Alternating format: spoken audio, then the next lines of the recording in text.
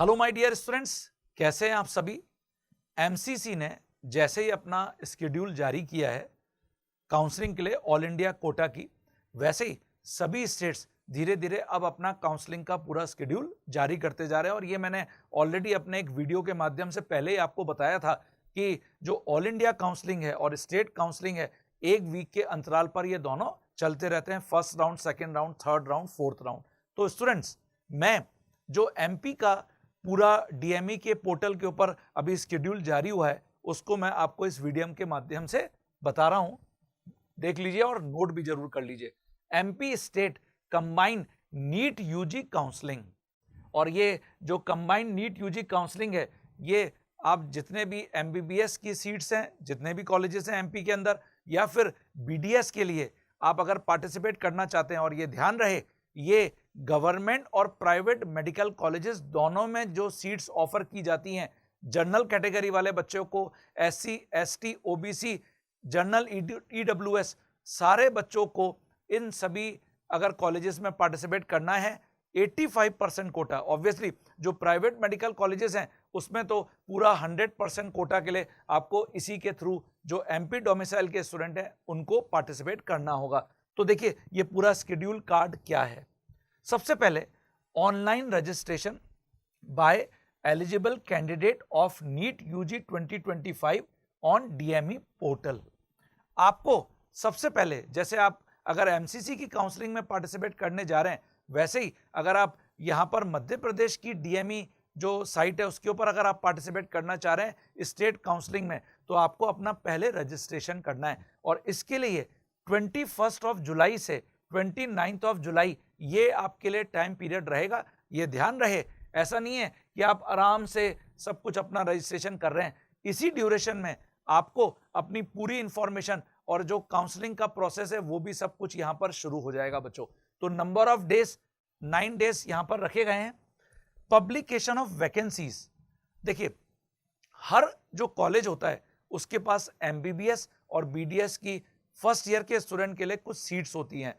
तो वो जो वैकेंसीज हैं, सीट्स हैं, वो सबसे पहले हर मेडिकल कॉलेज जो डीएमई है उसके ऊपर अपना रजिस्ट्रेशन करवाएगा कि भाई मेरे पास इस मेडिकल कॉलेज के अंदर इतनी सीट्स हैं। और एक दो दिनों के अंदर आपको अभी ये भी पता चल जाएगा क्या कुछ नए मेडिकल कॉलेज भी इसमें ऐड होने वाले हैं क्या। और ये भी हो सकता है कि अगर कोई मेडिकल कॉलेज जो नया एमपी गवर्नमेंट ऑफर कर रही है वो इस फर्स्ट राउंड की काउंसलिंग में ना हो, लेकिन वो सेकंड राउंड की काउंसलिंग से ऐड हो जाएगा।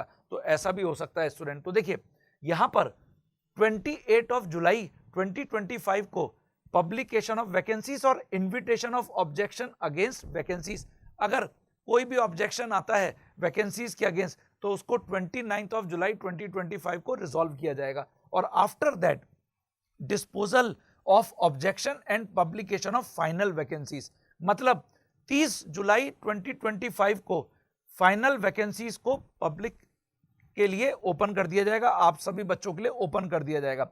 Publication of state merit list of registered candidate, अब जितने भी बच्चों ने अपना रजिस्ट्रेशन करवाया, नीट का स्कोर भी उन्होंने मेंशन किया, उन्होंने अपना ऑल इंडिया रैंक भी मेंशन किया, तो एमसीसी के जैसे ही हर स्टेट का जो डीएमई है वो फाइनल एक मेरिट लिस्ट बच्चों की जारी करता है, वो सभी जो एमपी डोमिसाइल स्टूडेंट होते हैं। तो उसके लिए 30 जुलाई का दिन निर्धारित किया गया है, मतलब 30 जुलाई को आपको अपने स्टेट की मेरिट लिस्ट में कौन सा रैंक मिला है, रैंक 1, रैंक 2, ऐसे रैंक 4000, रैंक 5000, इस एमपी स्टेट के अंदर वो आपको यहां पे पता चल जाएगा।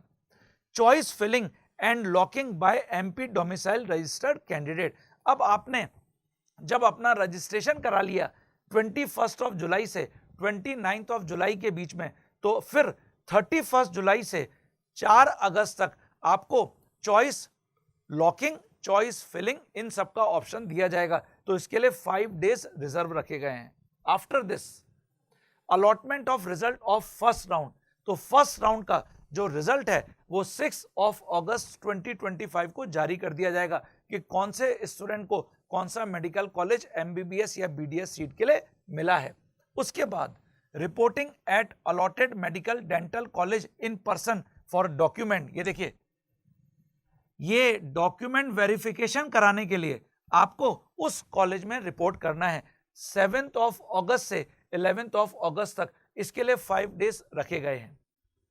Online resignation, cancellation of admission at college level, जो बच्चे अपना प्रॉपर डॉक्यूमेंट सबमिट नहीं कर पाए उनको ऑनलाइन ही रिजेक्शन या ऑनलाइन उनके साथ जो भी उनका कैंसिलेशन है वो उनको पोर्टल के ऊपर दिखने लग जाएगा। ये मैं आपको पहले बता चुका हूं। ये पूरा प्रोसेस जैसे एमसीसी का ऑनलाइन होगा वैसे ही यहाँ पे हर स्टेट का ऑनलाइन होगा। आपको केवल डॉक्यूमेंट वेरिफिकेशन कराने के लिए फिजिकली उस कॉलेज के अंदर रिपोर्ट करना है स्टूडेंट, है ना। तो 7 अगस्त से 16 अगस्त तक ये पूरा शेड्यूल रखा गया है। Exercising the option for upgradation for second round bye candidate at the time of admission. अब अगर किसी बच्चे को अपना मेडिकल कॉलेज जो उसको मिला है पसंद नहीं आ रहा है तो वो अपग्रेड करने का ऑप्शन 7 अगस्त से 16 अगस्त 2025 मतलब 10 दिन का आपको समय दिया जाएगा। आप अपना अपग्रेडेशन का ऑप्शन वहां पे कर सकते हैं, ऑनलाइन ही ऑप्शन आपको करना है।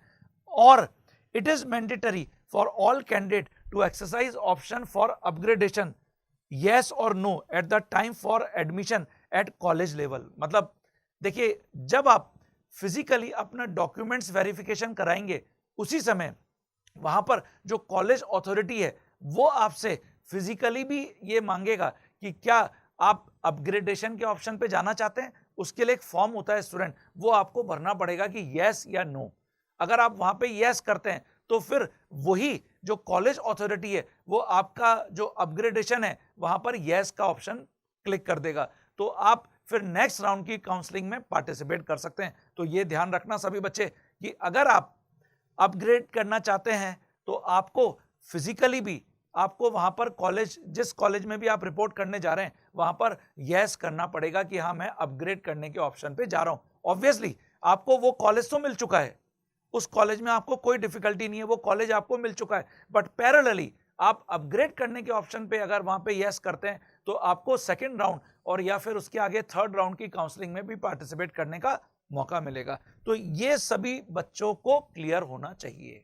ओके, इसमें कहीं पर भी आप बिल्कुल ऐसा मत सोचना कि मैंने अपग्रेड करने का ऑप्शन अगर यस कर दिया तो मुझे जो पीछे कॉलेज मिला हुआ है उससे मैं क्या हाथ धो लूंगा क्या। नहीं, आपको वो कॉलेज तो मिल चुका है बच्चों और आपने अपग्रेड करने का ऑप्शन डाला है, इसका मतलब आपको अब सेकेंड राउंड थर्ड राउंड में पार्टिसिपेट करने का मौका भी मिल रहा है। तो ये एमपी का जो पूरा काउंसलिंग शेड्यूल है ये है बच्चों, जो आपको ध्यान से एक एक पॉइंट एक एक स्टेप के ऊपर अब काम करना है। और थोड़ी सी भी अगर मिसअंडरस्टैंडिंग या गलती आपसे हो जाती है तो हो सकता है कि आप अपनी जो सीट है जो आपको मिल सकती थी आप उससे हाथ धो बैठेंगे, अलग हो जाएंगे। तो ऐसा बिल्कुल मत करिएगा। किसी भी प्रकार का कोई क्वेश्चन या कंफ्यूजन है आप मुझसे भी कमेंट बॉक्स में कमेंट करके बात कर सकते हैं, मैं आपका बिल्कुल हेल्प करूंगा, 100% हेल्प करूंगा। ठीक है ना। तो take care and bye bye.